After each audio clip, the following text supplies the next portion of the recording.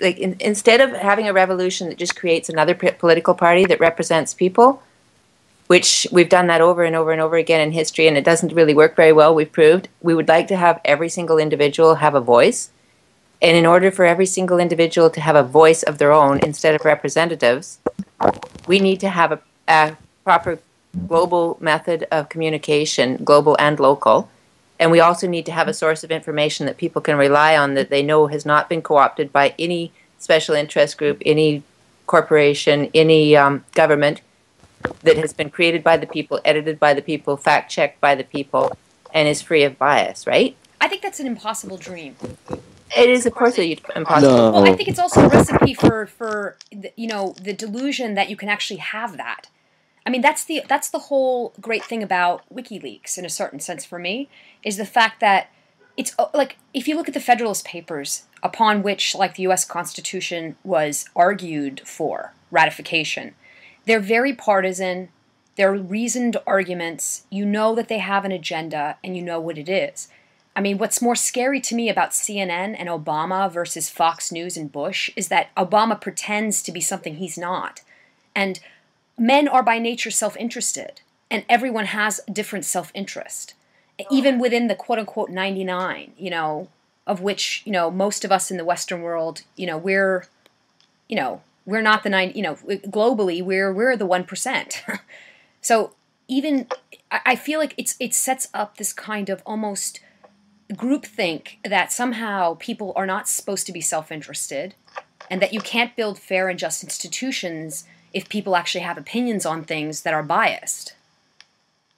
Well, everything, the very mention of something indicates bias, that you thought it was important enough to bring it up. I mean, we've been over that before with WL Central. If we publish an article, that's already biased, right? Because we have already said that this is important, and more important than things we turn down. But it's more that we want to create something that is factual, and it has run through a test of many people that this is factual and relevant to everybody and is information they need to know in order to govern themselves, right? Right. And also, to have like self-interest is different than having like a political agenda. Like, everybody has self-interest, and it's totally different than serving the purposes of a political party or organization or whatever. Somebody's crackling. Explain that to me, so that I understand what you mean. I don't know. For example, my self-interest is to have like a world more fair, with more equality and all this stuff. And these are interests like that only regard to me. And it's different. Like, I don't serve the purpose of any political party or whenever. It's not about don't publishing things that holds the self-interest, but not publishing things or not allowing like a political agenda to work on media. I know exactly what you're talking about. I mean, just as a point of information, Tocqueville, who wrote a book about the American democracy in the 19th century, called it Self-Interest Rightly Understood, that a healthy democracy had that. For example, public education, I might not have children, but if I pay taxes towards public education, it's actually in my self-interest because it nurtures a society of informed citizens, blah, blah, blah, blah. And that sort of moves us into a different topic of conversation as well, which is the individuals versus groups. Like, another one that I've been pushing for really hard is that each individual needs a voice as opposed to a group.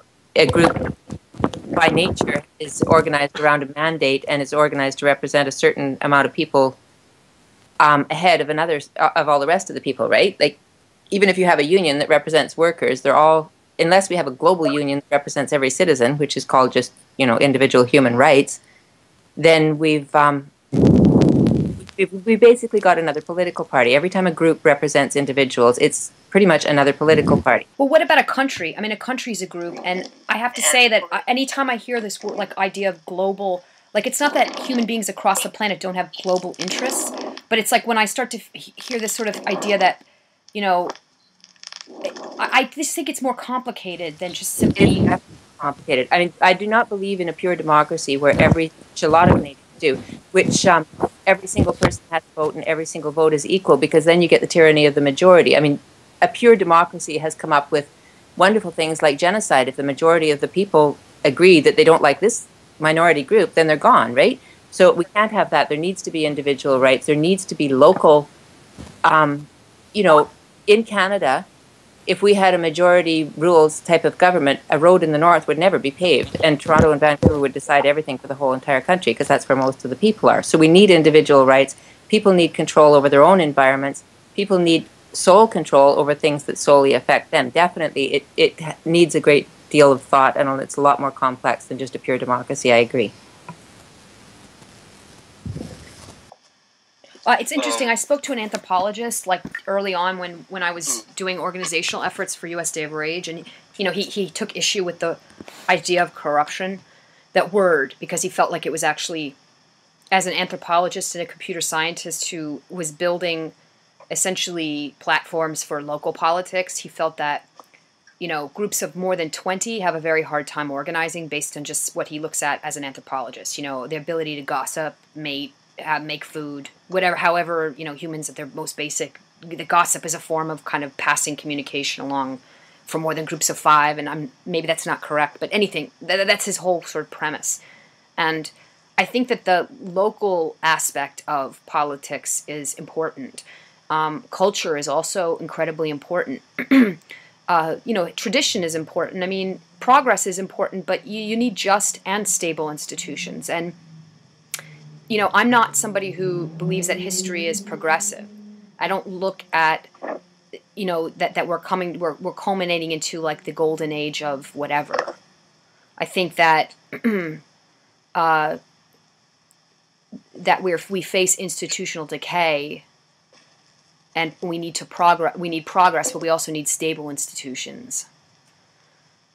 And you know, it's sort of the idea, and I'm not taking it to the realm of like arch conservatism, because I'm not an arch conservative, but I think that there's an idea that when you change laws, you actually also erode the laws just as much as having bad laws. Pedro, Santi? If we work with this system of assemblies that we tried to implement since May in Spain, and now it's spreading. I know that Alexa is very static on assemblies because of her experience, like skeptic. That you don't believe in assemblies. Oh, I do. I mean, I supported you know, the call for a public assembly on Wall Street. I mean, the question is the assembly independent? You know, it's like, take for example what's happening now. I mean, unions in the United States, people, in my opinion, have a right to organize. There's no question about that. But how many unions in the United States belong to rank and file members? Firstly, and also if you look at just the history of political philosophy from ancient Athens onward, you know, this sort of idea, there's a lot of assumptions that modern political theorists have. Like, for example, this idea that, you know, idea, for example, that everyone's equal. Well, yes, in basic rights, we're equal, but everyone isn't equal. Some people are better looking than other people. Some people are better at, or more talented. And one of the dangers of democracy as an idea is, firstly, it's probably the most just form of political government capable, you know, that mankind has ever invented, is an idea of individual rights within a social contract. However, it's not a simple, quick fix. I support assemblies completely. I just don't. I'm skeptical about this idea of, you know, global. It's not a black and white issue. There are shades and nuances of thought related to institutions that can't be glossed over. I have a question for Pedro and Santi, because a lot of what I've been thinking about since this started in Canada is, you know, I would like to get the individuals that aren't being heard, like the people who literally cannot show up at an assembly because they're working 3 minimum wage jobs and taking crappy transit to 2-hour shifts, or, you know, they're disabled, they're fighting with our workers' compensation, you know, a million reasons. These people cannot show up and speak for themselves, and the assemblies say, that's no problem, we'll speak for you.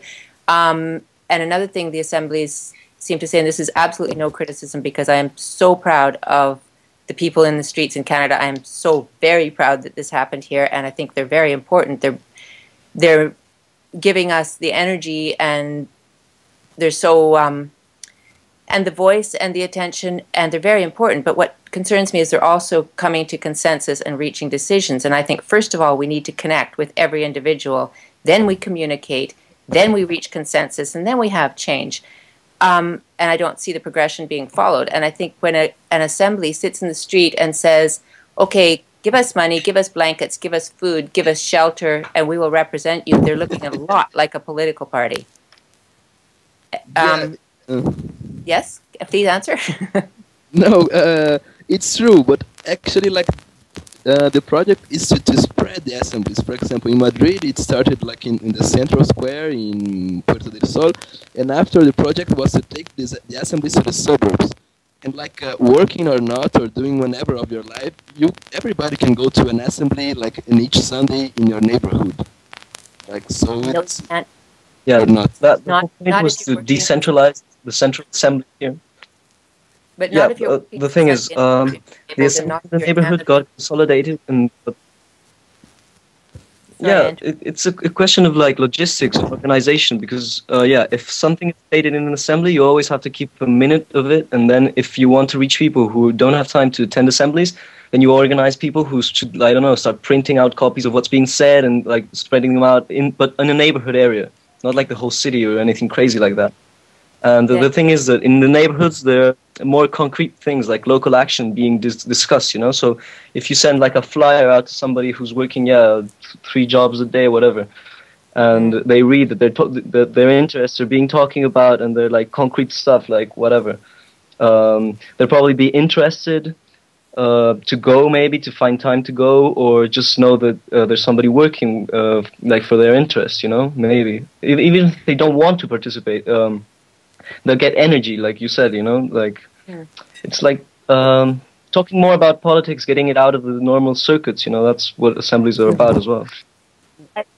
Fundamentally in the U.S. is a revitalization of the civic space, which has been fiscalized and has been turned into a spectacle. And for me, you know, the whole idea of an independent assembly on Wall Street and of course across the United States is the idea of exactly what you just said. I think that, you know, once again, in theory, it's a great idea and it needed to happen. And we are, you know, the U.S. Day of Rage per se knew that in order to even approach other institutions like our elections, you have to actually have real political discourse. And the only way you have that is by independent assemblies of people. In application and execution, strategically, it is a, you know, it is fraught with certain difficulties, which are fine. They're natural to the cause. It's that, you know, people trying to co-opt it, which just people do that, you know, and that's where I think principles become really important for, and this is what Georgie was talking about, you know, for one thing, we don't raise money for anybody. You know, we're completely volunteer, and that's the way that we keep from the corrupting influence ourselves. If people want to take from the assembly ideas or affinity with others to form associations to effect a particular reform within society, then that's great. But the public square itself should be open to all voices, you know? And yeah, I mean, like we have a very specific mandate, which is Article 5 Constitutional Convention, which allows the U.S. Constitution, within the Constitution, you know, the people to bypass corrupted branches of government because it's been captured by factions, which is exactly what's happened in the U.S. I also think it gives people an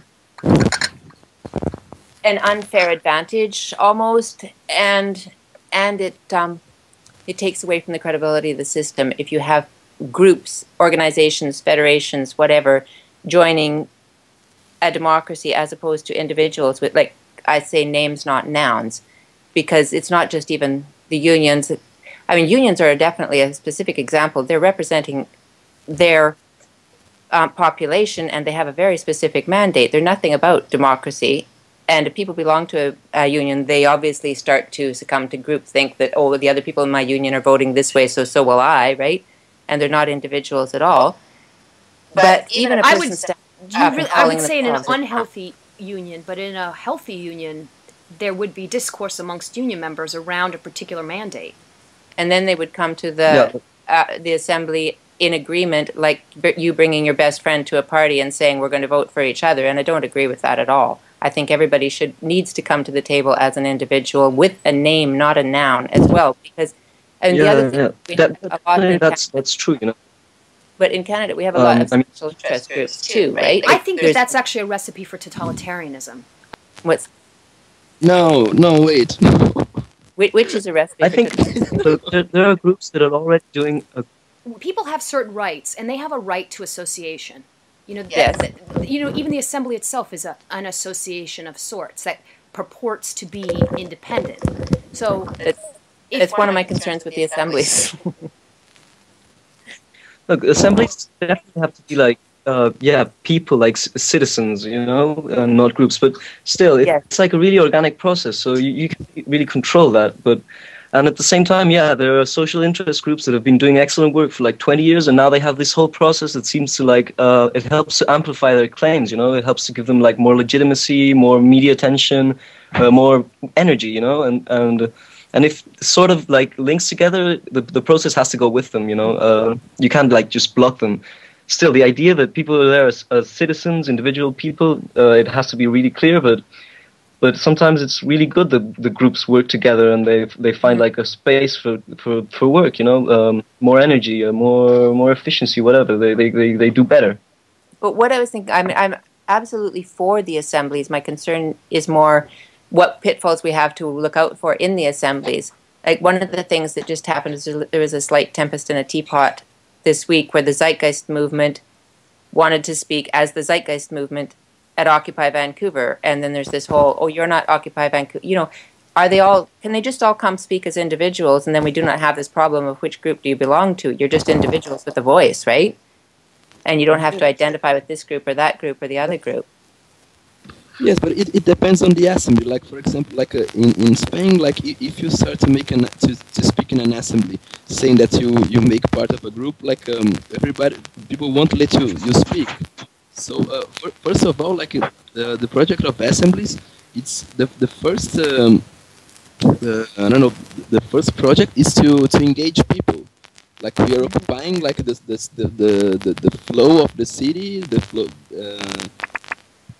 To try to engage people and make people like think that okay, I must take part in the assembly. I cannot like continue to working and being at home as as everything was going right. So the first is engage people, and then like being clean of political parties, of ONGs, of unions, and all this stuff.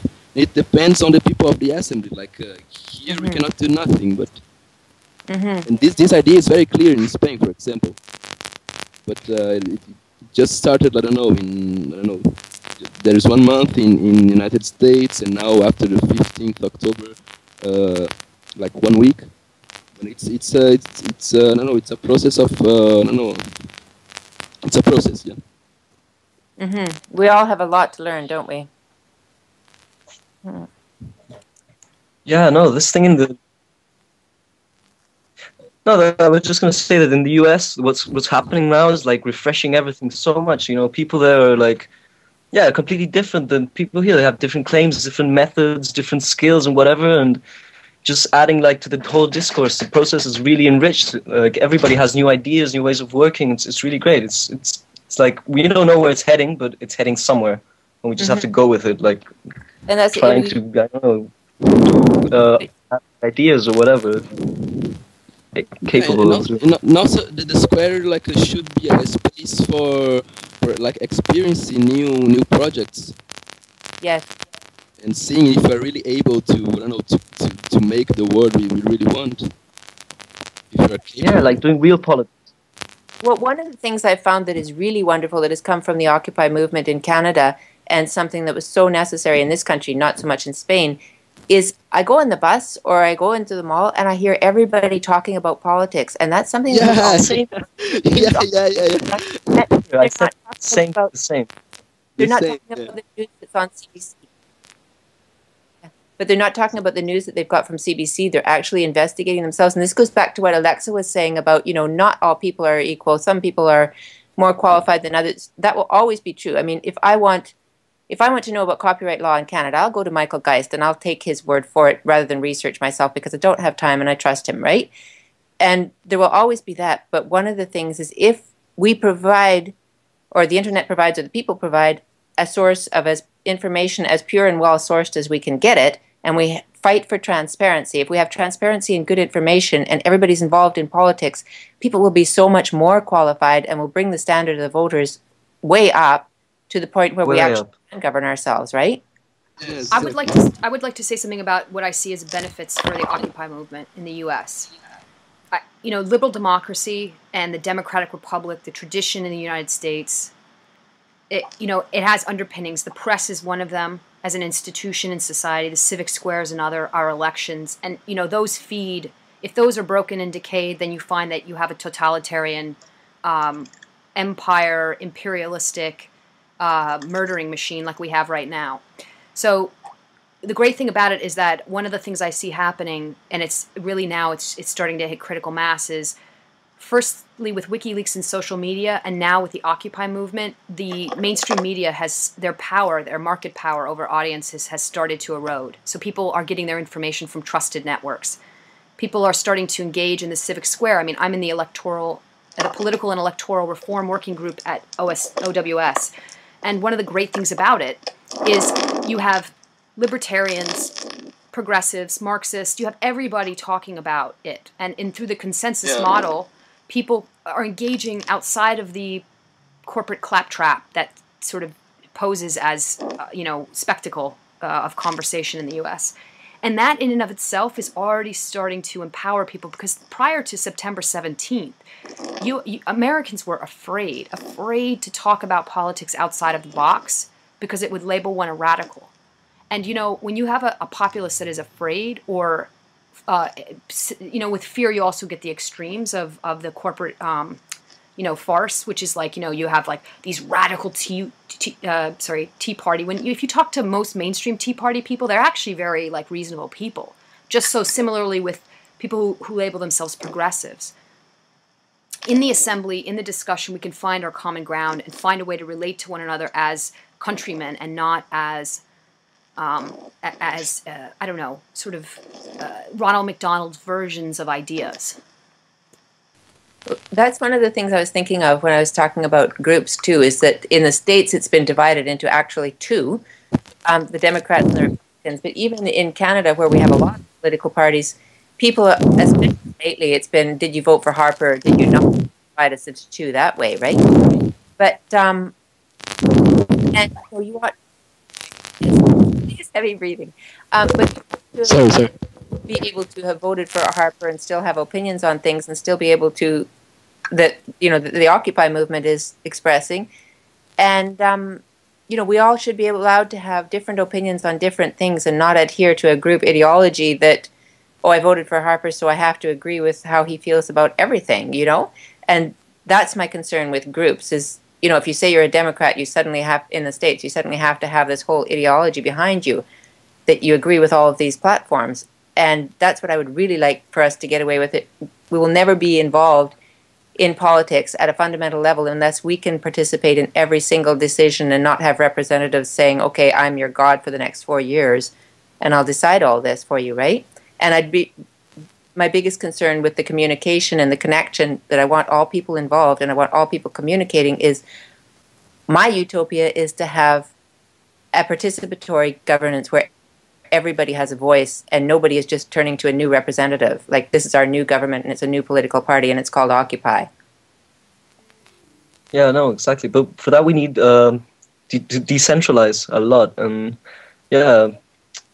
it won't work if we're still based on like nation state and all that sort of stuff. We need a new type of organization that handles smaller groups, much smaller groups. in a certain sense, it's like the beginning of the Reformation. I mean, with WikiLeaks, for example, I mean, to me, it inspired a reformation for the secular age, the age of information, where the gatekeepers, the media, the mainstream media, who've been selling, you know, they're like priests selling favors, are collapsing, and people want you know, it's not that a journalist. You know, we don't want to read journalists in the mainstream media, but we want to see what their sources are. We want to be able to fact check it if we so wish. So too with also politics. I mean, in the United States, it's really not two parties. It's one party. It's called the money party, and it owns all the branches and powers of government, the power to make war, the power to deliberate. We don't deliberate in Congress anymore. So it's energetically, if you look at any system energetically, it seems wonderful that deliberation is now happening in the civic square. You know, we have a government completely captured by global interests, and we own, you know, we don't own, we control the oceans as a nation, and we have militarized space. So that's a very dangerous kind of concentration of power for our own citizens and for the rest of the globe. Now, this is a complicated issue. I don't want to start to wax poetic about, you know, foreign policy. More will be revealed. But I think that this, in a certain sense, is also a shaking out of those. Our party, both of our parties are corrupt to the core. So Americans being able to engage in politics outside of, or not having to be blood contracted to the Democratic or Republican Party, is what we need to actually almost save our republic from becoming even more of a totalitarian nightmare, because it's moving in that direction. We've already crossed the line. Now it's a question of degree. How deep into hell do we want to go? Well, it's like I said, people were surprised when 1984 came true, and nobody seems to blink now that the Terminator has come true. I mean, we have drones killing babies, and nobody is saying anything. The New York Times had the article yesterday about the Libyan war, and they said they managed to do it with no lives lost. It's like, no lives is what the article said. Apparently, lives outside of the U.S. aren't even lives. Yeah, machines killing babies without a human brain behind them, and nobody is saying anything.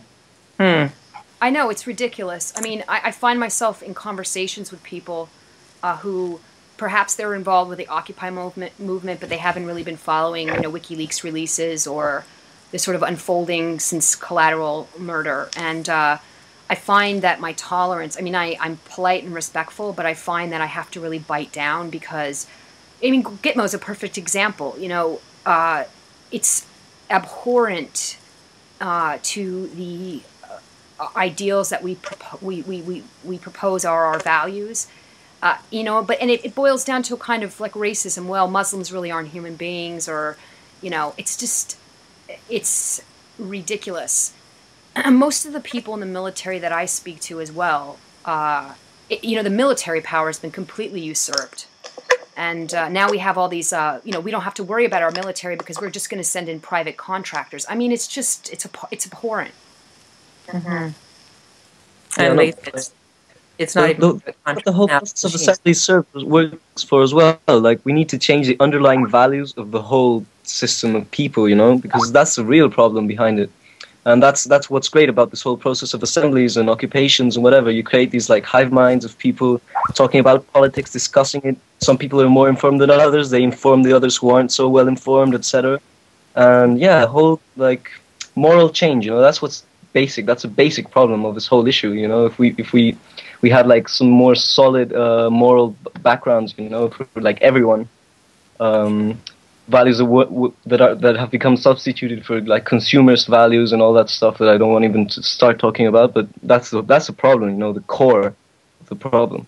The mystery for me with this is, like, I think about like Plato's lie and the fact that, you know, it's like Aristotle talks in book 2 of the Politics. He says, is it okay if I say this? Please. Yeah, okay. He talks about, you know, he uses an example of equalizing property. He talks about Phallius of Chalcedon. He says, you equalize property, and then he says he has a saying, no man becomes a tyrant to get out of the cold. You equalize property, and then people will fight over who's more virtuous, who's better looking, who gets more honors, and that's kind of natural. There's great virtue in human beings, but there's also, you know, there's great vice as well, so to speak. And I hate to use those languages because they're sort of loaded within a religious context, but for the sake of better words. And I think that, I agree with you, Santi. I think that people, my sense of it is it's not just about moral, it's about people not being afraid. You know, if you have a populace that is not afraid to question, not afraid to not have to buy into, you know, just an idea just because it's more popular. If you have the capacity to actually have a populace that's not afraid to speak out to government or to any institution, it's annoying, certainly, because you know, you go to meetings sometimes and you're just like, okay, well, this lady shut up. But at the same time, it's not as efficient, but it creates healthier institutions because the people are not afraid. And even not afraid of actually caring and believing in utopia. I mean, the sneering in our media, you know, we lost a politician that a great many Canadians were very fond of this year, Jack Layton, and people reacted very strongly to it. And really, the sneering in the media was unbelievable that Canadians actually dared show emotion like that. It was embarrassing to them. And, you know, and the whole idea of Occupy being a complete utopian movement, that we believe in utopia and therefore we're childish and immature. And if you look at the Universal Declaration of Human Rights 63 years ago, it seems like beyond utopia, and that was recognized throughout the world and in so many countries as the ideal, and it was written into so many constitutions. But we allowed them, you know, in the 70s, the Article 3 of the original said everyone has the right to life, but we allowed the covenants come in the 70s and negate pretty much all of it. It says everyone has the right to life, but if you have the death penalty then, and no one shall be held in slavery, but if you have prison chain gangs, then you're, or Article 5, no one can be subject to torture or to cruel treatment. But in the 70s, we said, but if you have medical experimentation, make sure they sign a paper. We just negated every single right in the 1948 document, and we never even noticed it. And nowadays, we're not even trying to get back as many rights as we had in the UDHR, which are, I mean, that's what I'm trying for, but most people would think that was beyond utopia, right? We've come so far that we don't even remember what we were like 63 years ago and what our ideals were then. I think the word utopia is a very dangerous. I'm not a utopian in any stretch of the imagination. Like, I just want to make that clear. Like, but it doesn't mean that I don't fight for just society. I take a very Havelian approach to it, which is that there are lots of flags, even well-intentioned ones, that people can die under. I mean, I say that, and I that's not only what you just said, Georgie. I just want to put that into the mix. Like, you know, the question really is, an application is, how can a large population of the people on the planet ensure that their rights are protected? There has to be an element of force behind the idea of rights. There has to be some check to it. So how do you create an institution that protects those majority rights, actually, against the minority that own the military power, that own blah, blah, blah, blah? What I'm saying really is that what we're being sneered at and called utopians for now is not even close to the rights that we were given freely and that everybody seemed to agree on 63 years ago. Except for blacks in America. They didn't have those rights. Do you know what I mean? 63 years ago. Well, Eleanor Roosevelt was behind them. No, I know that, and you know, Woodrow Wilson, who actually changed the executive branch of the United States by whatever, who the 14 points that sort of brought about the U.S. ratifying the UN and down the road. He himself actually, his relationship with, he proposed the Espionage Act of 1917 because he needed to actually restrict First Amendment rights during times of war, because he didn't want people sending pamphlets out that said, you know, that they shouldn't join the service because it was immoral. So, I mean, I think this tension always exists. I mean, in the current iteration of global politics and domestic politics for my own country, the question becomes is, how do we get the power back from these interests that have taken over they've taken over our government and are using it. But firstly, we have to convince people that it's not in their interest. you know, which is, it's doable, but it requires a constant mainstreaming and legitimization of certain topics. Like, I can tell you that even in my own job, watching the sort of looks of people's faces as they sort of, you know, it's a social sort of process, like Santi was talking about, like people overcoming, you know, years of brainwashing, essentially. And that's why the Occupy movement is so important, to have that many people in the streets and to have that visual of thousands of people. It takes away from the whole, oh, you must be wearing a tinfoil hat, you're a freak, you talked about politics, you know, now we won't talk to you, that has been, you know, really shoved down our throats for many years. We aren't allowed to talk about politics, we aren't allowed to care about things, and the word utopia used as a sneer. That is what the Occupy movement has really fought for us. That is our fight, that we're allowed to participate in politics, we're allowed to say things about policies, and we're allowed to care. And, you know, I mean, to me, that's the biggest value in those crowds in the streets. That, to me, is the most important thing that WikiLeaks gave the world. And I think that that's, like, on a personal level, like, it's what happened to me on December 26th when I read it, you know, I finally sat down to read an article about Julian Assange and WikiLeaks for the first time. And it's what became an obsession. It was an obsession that I, you know, was very freakishly weird because, you know, I'm a pretty stable, balanced individual, but I could not stop reading about WikiLeaks.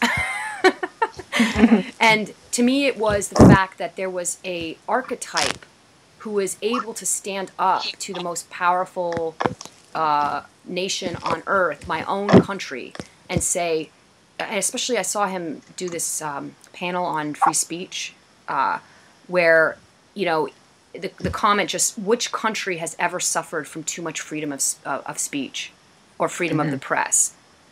You know, being able to call out the hypocrisy and the lies, it essentially, it frees up the energy. And one of the great things about the Assembly working groups that I've seen, it's not just about discussing grievances, that whole list of grievances that they're trying to figure out at OWS. I don't care whether they figure it out or not. To me, what's great is to see the creativity that's unleashed when you get rid of all the corruption and the entrenched interests that want to control the discussion. You know, it's like, look at all that's going on with the Occupy Dev mailing list, just to develop platforms for people, or what's happening in the electoral and you know, working group of trying to figure out a solution that both the left and right can stomach. You know, it's fantastic. It's what could happen if in our institutions of government, if our powers were back in the hands of where they belong, which are the people, and not Goldman Sachs or every other special interest that owns our politicians. Santi and Pedro are very quiet. No, I'm listening. But like being realistic, like we reached a point when like people can't stand the situation anymore, and they are going to the streets, and we have also like a very strong like economic crisis. And it means like the amount of people in the streets and demonstrating will increase, and thus the repression will also increase. So what we have to work on is on this, like on providing like free information to people, and well, and this is the first step, I think. Otherwise, people, I don't know, things will get worse. But this, like the scenario is not, it's not a good scenario. Like things are not going better. Like all the signs, people in the streets and all this stuff, it's a bad sign actually. Because we reach at a point where we cannot really stand anymore. And repression will just increase. And Santi? No, what I think is we need to, I don't know, like, yeah, the whole process, yeah, it's really nice to discuss about it and yeah, and propose it in your local assembly work group or, yeah, N-1 group where there's a lot of things working. But what we need to do is like create like tools or conditions necessary for the whole process to go on, you know? for example, yeah, creating this media like group project that Georgie calls it, like for information and journalism, crowdsourced journalism, whatever. That it just needs to be created, like a source of information by the citizens, for the citizens, without special interests and whatever. So I think we should like really seriously start creating it, you know, or yeah, like facilitate conditions or tools, or I think that's what needs to be done, you know. The whole discussion and everything goes on in the assemblies, you know. So we need to be like a task force and like really be clear and have a plan here, like 2-3 months, what we're gonna do, like for example. Yeah, because you know WL Central will be 1 year old in November. It's coming up on us fast. So as soon as we hang up, guys, let's do it. Awesome. Yeah, we really do it. Like, 15 October we'll have more time and we really want to work on it. And here I thought I was going to sleep again. Not. Oh no sleep. No. Never. Not again in your life. I know, it's like ridiculous. And this, like, I think the most important is this, like, to enforce this movement or this Occupy movement and provide like these tools to the assemblies. Like us, like alone, we cannot decide anything. We cannot do anything. What we can do is to provide like freedom of information and freedom of exchange of information to the assemblies. Connection, communication, and a method for consensus, right? Yeah, you're right. yeah, definitely. Method for consensus is important. Nobody has given us a clear solution to that. What you mentioned about people who were working terrible jobs and couldn't go to assemblies or just didn't know they were happening, it was a problem here, and it still is a problem, and it'll probably always be a problem, you know. So yeah, we need like really clear-cut ideas that everybody can use now. The whole structure of activists and camps and whatever, it's like it's never been bigger and more organized. So in Canada, we're sort of set up already. Like we have a very easy system to do that. We just need to give people the power to create, debate, prioritize, and discuss bills and reach a consensus on them, and then just make them law. It's already, our system is set up that we can do it very easily here. We just need the connection and the communication first. So yeah, that's what, for example, that's one thing you have to work on. When a camp, let's say in Canada, finds the correct solution to all these problems, not the correct one, the most efficient efficient. If it gets like the results they want, then the whole structure is set in place so that everybody will start copying if it works, you know. So that's what I was saying about the richness of the US and Canada movements. You know, it's like given a lot more of solutions, and probably one of the new things that will come out in the movement will start there. You know, the 99% slogan or motto, whatever, that's already worldwide now. Just an example. It might seem stupid, but it's how it works. You know. But that's what's so awesome about WL Central, and why we should get some more of the crew here too, is because we get the perspectives from all over the world. And you know, what works in Spain beautifully would not work so well in Canada, because, you know, we have these people copying you in the cities and having the great assemblies and coming to consensus, but it's, you know, it is completely meaningless if a group of people in Toronto or Vancouver agree on something. That does not mean that people in the north and the prairies and the islands, and, you know, it's a huge country and we all have our own opinions, right? And it really needs to have something that's accessible for people in all the isolated areas, which in Spain, it's a much smaller country and much more populated, so assemblies work much better, the physical assemblies, which is not to say that we shouldn't have physical assemblies. I think they're wonderful. And the biggest, like I said, the biggest thing is the energizing and the making it legitimate for Canadians to actually care about things and participate has been just a huge gift. I think there should be an idea of autonomousness too. I mean, like, I like the idea of, like, you know, one of the things we do at USDR of Rage is, I'm just putting this out for the point of discussion. It might not be appropriate for other people, but it's like we're autonomous except in matters affecting the whole. So, like, matters affecting the whole would be things that violate our principles. Like, for example, we're nonviolent. So if somebody wants to start a Twitter profile in Denver, you know, that supports violence, like, you know, clearly we don't advocate that. You know, and I know that like within the realm of intellectuals, like there's shades of pacifism, but, you know, I don't really care personally. And a lot of people that are part of USD, we don't, you know, we're nonviolent, period. You know, there's no like intellectual discussion about that. That's just a core principle. The other thing is, you know, that we don't, you know, we're volunteer. You know, we're not here to make money. We're not, you know, if for example, there was ever some need for that, you know, which we can't see that as a necessity even down the road, you know, then we'll get to that bridge and we'll, you know, do that transparently, but we don't need to do that. So it's, the point I'm trying to make is that the autonomous, also the idea of healthy assemblies, like, you know, assemblies support autonomous action, right? If you're finding that your assembly is somehow sick in a particular way or co-opted, you can always start your own assembly. Mm-hmm.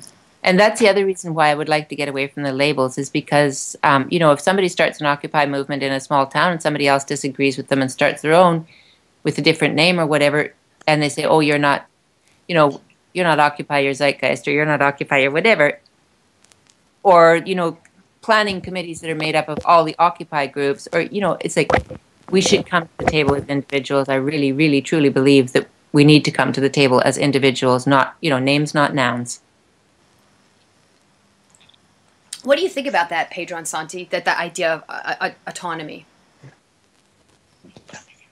It's essential.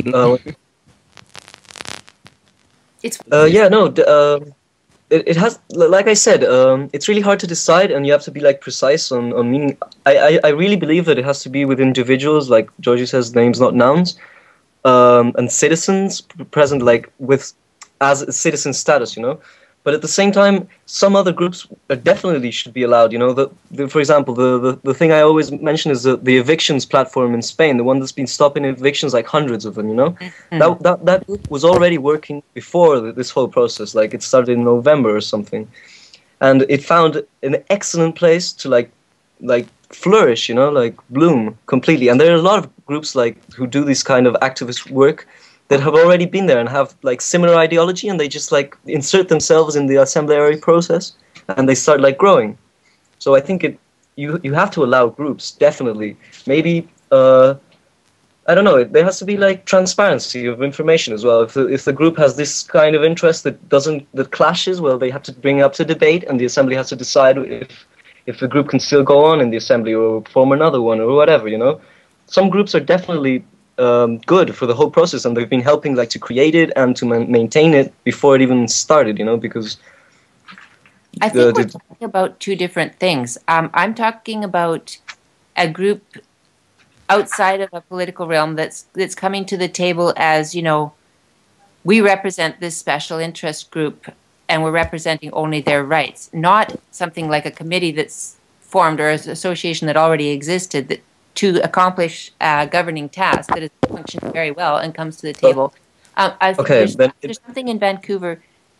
Somebody said something about a do-ocracy. A lot of what people are going on and on and on and on debating in assemblies, somebody could just get up and do it. Like, you know, you don't really have to come to a general assembly and discuss for weeks whether or not you should feed people who are starving. You can just go buy some food and go feed them yourself, or a whole group of you can go do that, right? And absolutely, that's what we need. I mean, government is, I mean, you know, we all said on WO Central, there's not titles, there's jobs, right? And governance is not a title, it's a job. It's not a matter of who is the head group, who is the boss, who's in charge. It's, here's a job, somebody do it, right? And definitely, those type of groups are not what I'm talking about. Yeah, okay, yeah, like, yeah, I understand.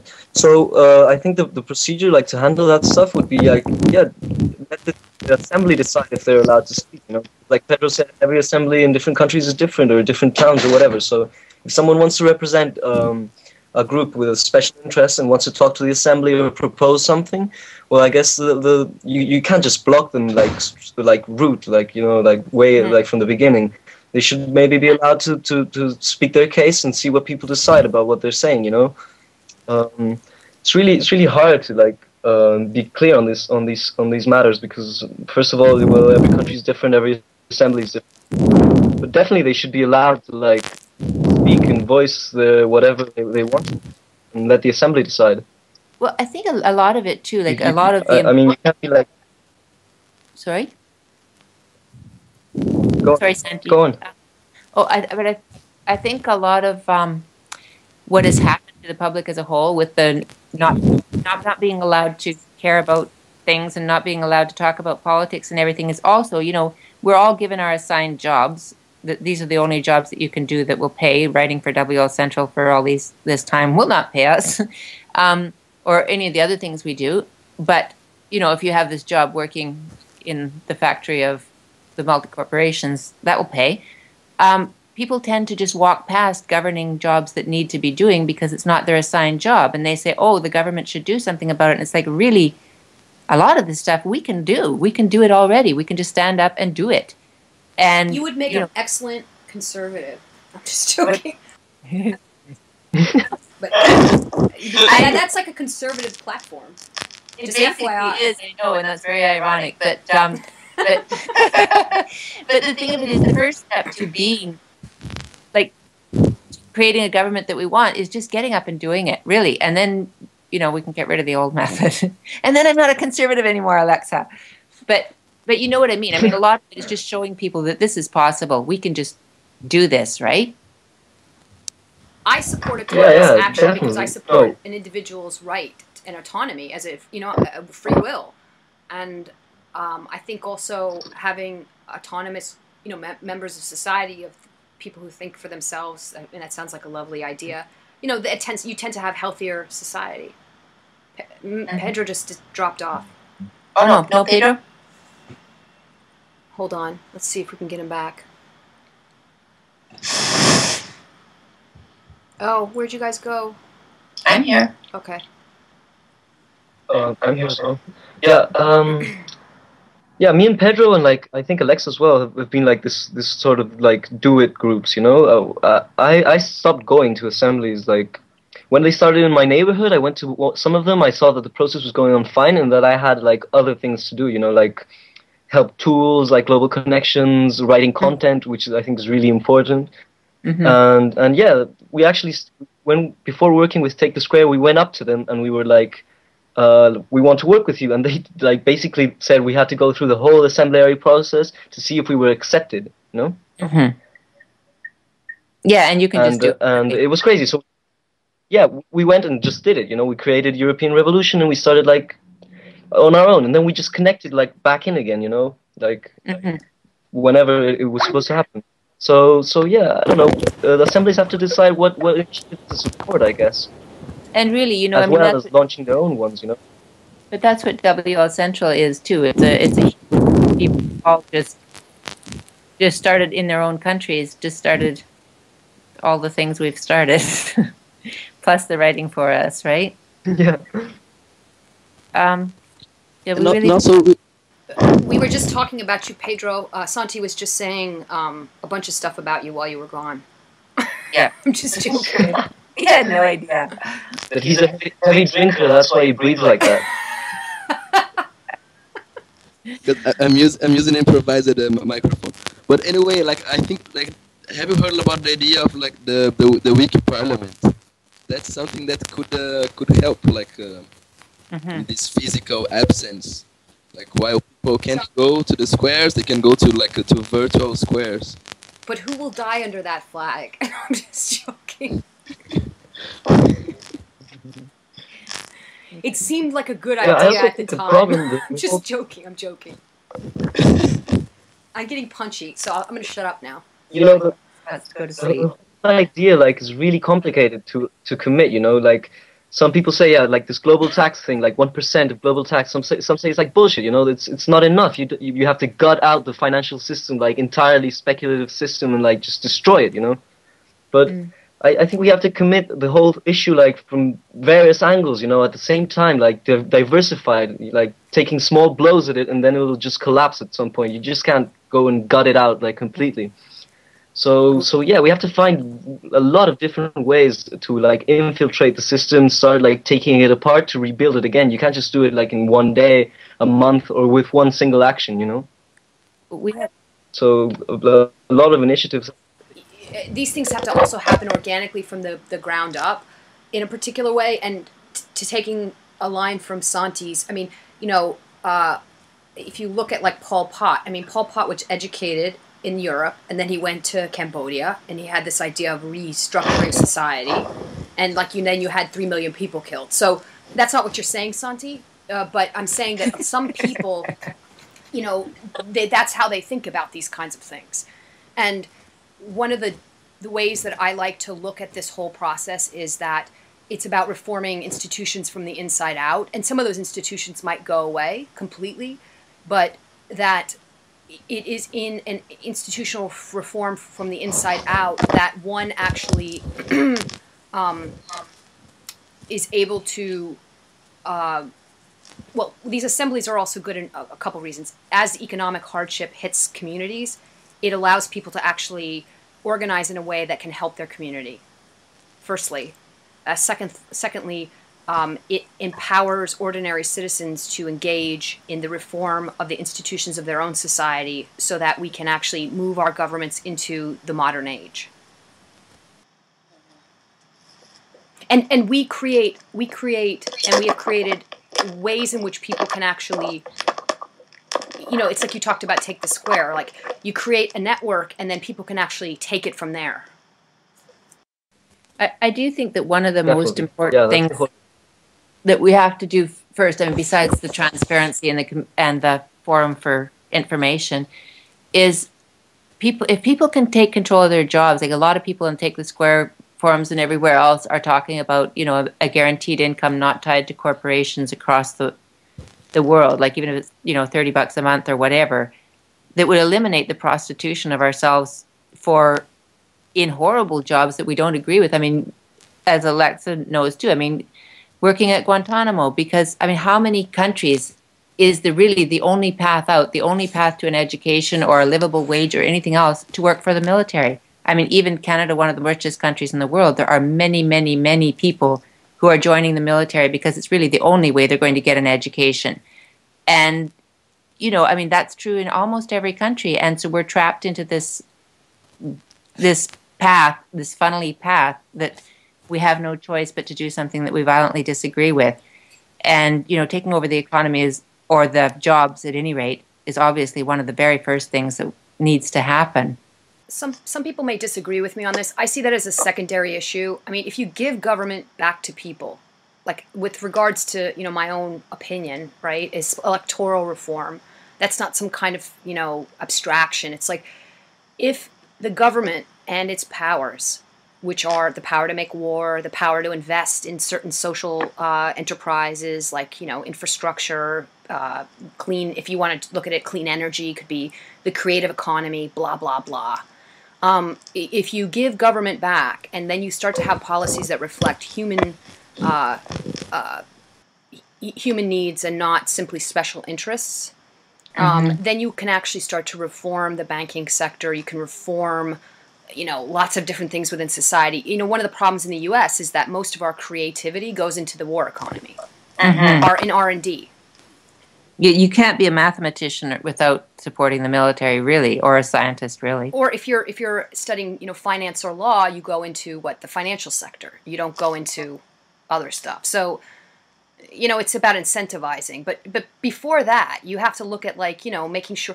I don't have a problem with the local community, you know, personally. I don't have a problem with, like, the tax issue, and that's where we start to get into a bit of a pickle because, you know, in the U.S., like, to me, it's not so much about, I don't have an issue with conservatives or liberals per se, right? Is the institution fair and just? Does it represent the community?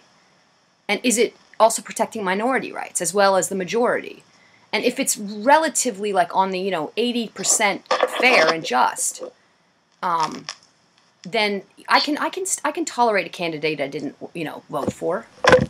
Well, even that's another thing that's a big concern of mine too, is the minority rights thing. I mean, we all know, any WL Central writer knows, and, you know, I mean, anybody who's ever studied history knows revolution can be very, very scary. Majority rule can be even scarier. You know, we've all seen horrible things happen in the name of majority rule, especially in turbulent times. And, you know, I love the UDHR. If individual rights can somehow be respected, you know, I mean, even what we came across in Libya, right? I mean, people overthrowing a tyrant that the first thing they did was hang people with the wrong color, with no due process, no anything. Individual rights have got to be represented somehow in a giant global movement that seems to be going towards majority rule, really. majority rule has got to protect minority rights somehow.